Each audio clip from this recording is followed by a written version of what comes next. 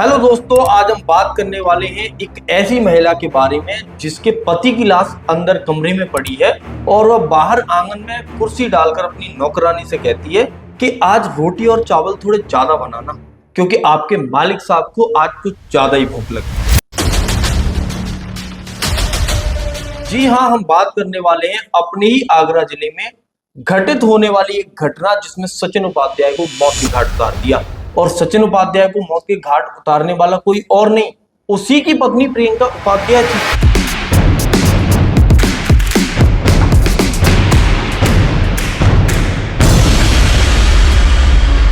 पति की हत्या इतने दर्दनाक तरीके से की जाती है कि सुनने वालों की रूह कांप जाए। नमस्कार दोस्तों, मैं ब्रजेश परिहार आज आपके लिए एक ऐसी क्राइम स्टोरी लेकर आया हूं जो आपको सोचने पर मजबूर कर देगी।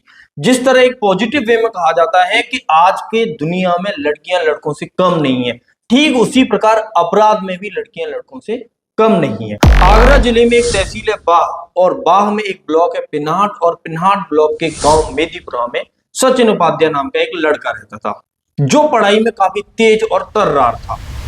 करगौली में स्थित स्वामी शांतानंद विद्यापीठ इंटर कॉलेज से पढ़ाई करने वाला यह सचिन उपाध्याय आगे चलकर बैंक पीओ की जॉब करने लगता है। बैंक में मैनेजर बनने के बाद सचिन उपाध्याय की शादी एक जाने माने वकील साहब की बेटी प्रियंका उपाध्याय से हो जाती है। चारों तरफ खुशियां ही खुशियां फैली थी और पूरा गांव और पूरे उसके परिवार के लोग सब बहुत खुश थे क्योंकि भाई बैंक पीओ या बैंक मैनेजर बनना कोई छोटी मोटी बात नहीं है और खासकर अगर वो देहात से है तो। लेकिन सचिन को नहीं पता था कि जिसको वो जीवन संगनी बना के अपने घर लेके आ रहा है वही उसका अंत भी कर देगा। शादी के कुछ समय बाद प्रियंका के घर वालों की तरफ से सचिन के घर वालों के लिए एक डिमांड रखी जाती है कि हमारी जो लड़की है वो पढ़ी लिखी है हाई सोसाइटी से, तो वो गांव में रहना पसंद नहीं करती, तो इसके लिए आप कहीं शहर में उसके लिए कोई मकान ले लो और वहां पे इसको रखो। हालांकि सचिन अपने घर वालों को बहुत प्यार करता था लेकिन किसी भी प्रकार की कलह से बचने के लिए उसने आगरा शहर में एक मकान ले लिया और वहां पे प्रियंका उपाध्याय और सचिन उपाध्याय दोनों रहने लगते हैं और वहां रहते रहते उनके 2 बच्चे भी हो जाते हैं। वैसे तो बैंक मैनेजर सचिन उपाध्याय की जिंदगी सही चल रही थी, लेकिन जब भी वो आगरा से अपने गांव मेदीपुरा अपने माँ बाप से मिलने के लिए आता था तो ये चीज प्रियंका को बिल्कुल भी अच्छी नहीं लगती थी। तो इस चीज के लिए वो अपने पति सचिन उपाध्याय पर दबाव बनाती थी और दबाव बनाने के लिए घर में कलह भी मचती थी। सचिन ने प्रियंका को बहुत समझाया कि कोई भी व्यक्ति अपने माँ बाप को कैसे छोड़ सकता है, लेकिन सचिन उपाध्याय के लाख समझाने के बावजूद भी प्रियंका उपाध्याय को कुछ भी समझ में नहीं आया। इसके बाद एक ऐसी घटना घटित होती है जिसने प्रियंका को आग बबूला कर दिया। होता क्या है कि सचिन उपाध्याय जो कि बैंक मैनेजर था तो अच्छा खासा पैसा कमाता था, तो उसका एक छोटा भाई था, तो उसने सोचा कि मैं अपने छोटे भाई के नाम पर एक पेट्रोल पंप खुलवा देता हूं, तो जिससे दोनों भाइयों की जिंदगी सेट हो जाएगी और दोनों आराम से फिर रहेंगे। प्रियंका उपाध्याय को ये चीज बिल्कुल भी बर्दाश्त नहीं होती है और वह घर में इतना ज्यादा कलेश मचा देती है कि सचिन उपाध्याय की जिंदगी को वो नर्क से भी बदतर बना देती है और वो यहीं पर नहीं रुकती है। उसके बाद वो अपने मायके फोन करती है और वहां से अपने बाप और भाई को बुलाती है। बाप और भाई जब आ जाते हैं तो वो सचिन के साथ मारपीट करते हैं। जब सचिन के साथ मारपीट की जाती है तो सचिन बहुत ज्यादा उदास हो जाता है। तो ये घटना थी 10 अक्टूबर 2023 की। 10 अक्टूबर 2023 को जब इसको मारा पीटा जाता है तो अगली सुबह चुपते चुपाते कैसे भी करके वो अपने परिवार के पास पहुंचता है गांव में मेदीपुरा में। वहां पहुंचने के बाद अपने परिवार को वो सारी घटना बताता है कि उसके साथ क्या हुआ है। तो जब वो सारी चीजें बताता है तो सचिन के परिवार वाले उसको समझाते हैं, जो कि आमतौर पे सभी के घर वाले समझाते हैं कि देखो बेटा, प्रियंका तुम्हारी पत्नी है, उसको समझने की कोशिश करो कि वो क्या चाहती है और जैसा वो चाहती है आप वैसा ही करो, कोई जरूरत नहीं है सारी चीजें आपको करने की। जब घर वाले उसको समझाते थे तो सचिन उपाध्याय वापस आगरा के लिए रवाना हो जाता है और वो आगरा में अपने घर पे पहुंचता है। लेकिन जब सचिन वापस लौट के आगरा पहुंचता है तो उसको तो ये सारी चीजें पता ही नहीं होती हैं कि प्रियंका के ऊपर इतना ज्यादा भूत सवार है कि वो अब कुछ भी कर सकती है। तो जैसे ही सचिन उपाध्याय आगरा अपने घर पे पहुंचता है तो वहां पे एक प्लानिंग के तहत क्या होता है कि जैसे ही वो घर पे पहुंचा वैसे ही उसके बाप, भाई और वो प्रियंका उपाध्याय तीनों मिलकर उसको बांध लेते हैं और बांधने के बाद उसकी खूब पिटाई करते हैं, खूब पिटाई खूब मारपीट की जाती है उसके साथ। जब उसको मारा जाता है, लहूलुहान कर दिया जाता है और जब लहूलुहान करके इतना मारा जाता है कि मारने से ही सचिन उपाध्याय की मौत।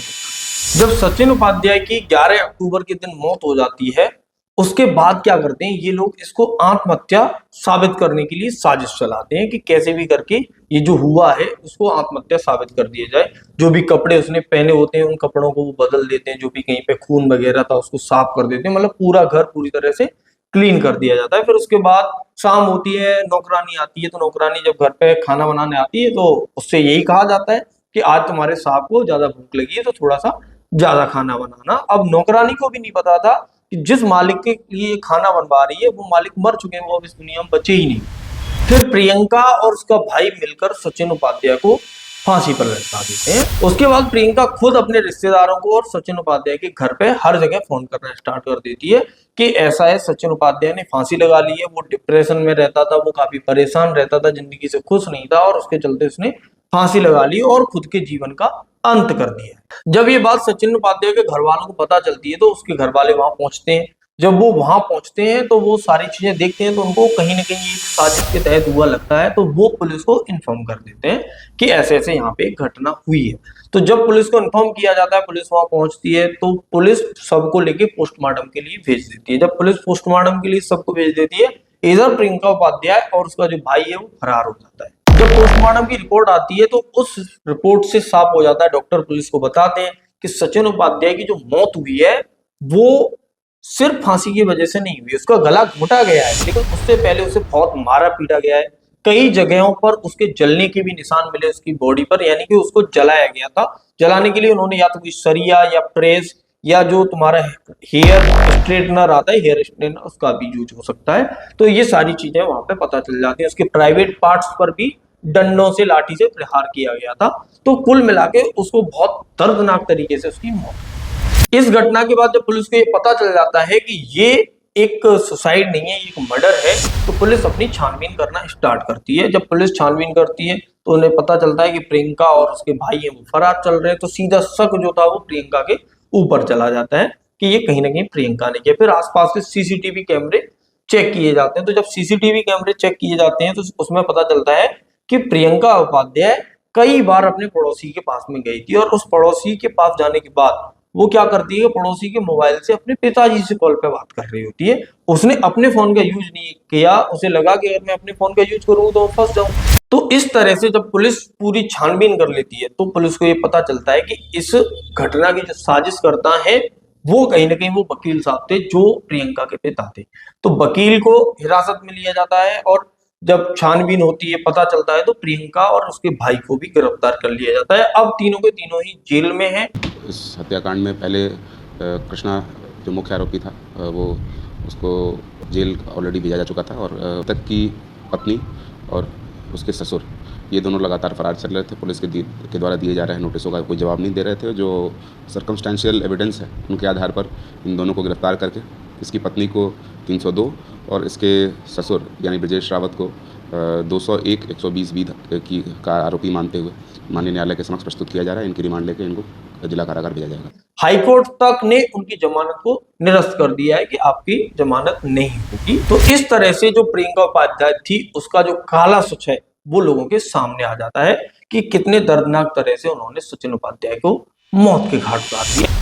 जब ऐसी दर्दनाक घटनाएं घटित होती हैं तो कहीं ना कहीं ये हमें, आपको, सबको सोचने पर विवश कर देती हैं कि हम किस पर भरोसा करें और किस पर नहीं।